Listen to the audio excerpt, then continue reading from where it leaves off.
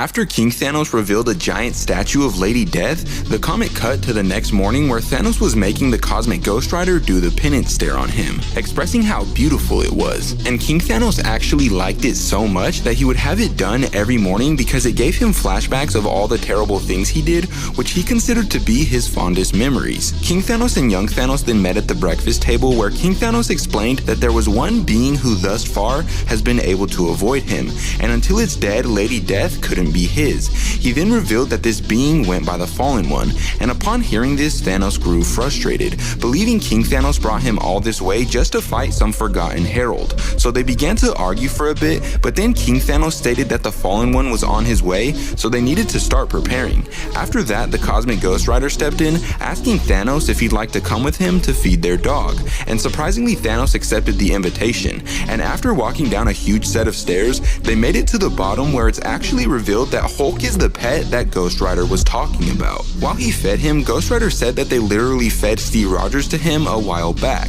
but the Hulk was so miserable that he kept implying that he wanted them to take his life. However, after feeding him, Thanos got sorta curious, asking the Cosmic Ghost Rider if he knew him, and that's when we find out that the entire time Cosmic Ghost Rider was actually Frank Castle, aka the Punisher. He just didn't act like his old self, because after spending a bunch of time in hell, being Galactus' herald for a few hundred years, and spending millions of years with Thanos, he was driven to insanity. But after finding out the Ghost Rider's real name, Thanos expressed that it didn't ring a bell and went back upstairs to look for King Thanos. He eventually found him in Lady Death's temple and got into an argument with him once again because he was tired of waiting. So King Thanos drew the Twilight Sword on him, growing tired of his impatience and threatening to kill them both. Nevertheless, the tension eventually faded, but then suddenly all of the glass inside the temple shattered and a booming thunder-like noise overcame their surroundings, and in that moment they knew that the Fallen One was there. Thanos then noticed that his older counterpart was trembling with fear,